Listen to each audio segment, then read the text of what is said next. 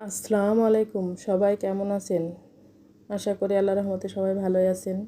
আমি এবং আমার পরিবারের সবাই ভালোই আছি আল্লাহর রহমতে। আজ আমি রান্না করতেছি পাবদা মাছের ঝোল।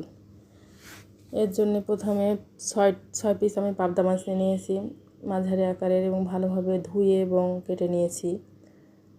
তারপরে আমি এটা পাশে রেখে কিছুটা একটা প্যান বসিয়ে দিয়ে কিছুটা তেল দিয়ে তারপরে পেঁয়াজটা একটু লাল লাল করে নিচ্ছি। যখন পেঁয়াজটা এরকম লাল লাল হয়ে আসবে তখন আমি মশলাগুলো অ্যাড করে দিব। প্রথমে আমি বাটা মশলা দেব, তারপরে বাটা মশলাটা দেওয়ার পরে একটু লবণ এবং স্পাইসি মশলাগুলো আমি অ্যাড করব। লবণ, হলুদ, মরিচ এগুলো আস্তে আস্তে এগুলো দিয়ে একটু নেড়ে চেড়ে নেব, যাতে বাটা মশলাটার কাঁচা ভাবটা একটু দূর হয়। তারপরে একটু হালকা পানি দিয়ে ওটা ভালোভাবে কষিয়ে নিব।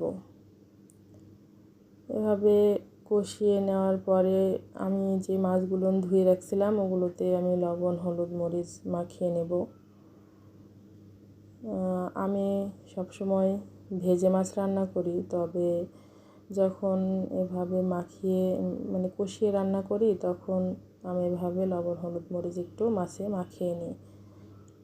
এই যে মাখিয়ে নিয়েছি। তারপরে যখন পেঁয়াজের উপরে তেলটা এরকম উঠে যাবে তখন ভালোভাবে কষানো হয়ে যাবে মশলা সহ পেঁয়াজটা, তখন মাছগুলো আমি কষিয়ে নেব। একটা একটা করে মাছ বিছিয়ে দিচ্ছি, তারপরে এপিট ওপিট করে নেব।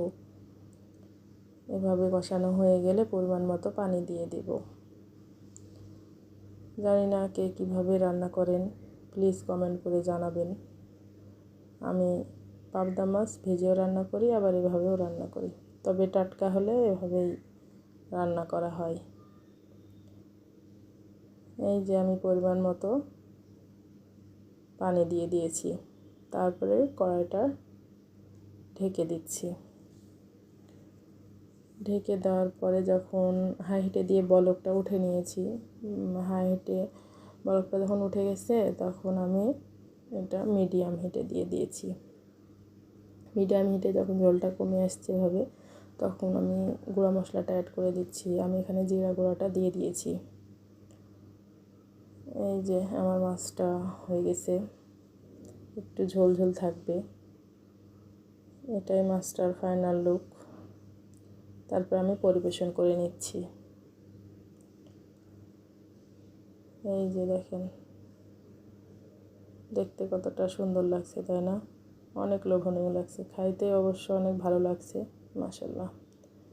জানি না শেষ পর্যন্ত আমার ভিডিওগুলো আপনারা দেখছেন কিনা। যদি দেখে থাকেন কোনো অংশে ভালো লাগলে লাইক এবং সাবস্ক্রাইব করবেন। সবাই ভালো থাকবেন। এই পর্যন্তই, আল্লাহ হাফেজ, আসসালামু আলাইকুম।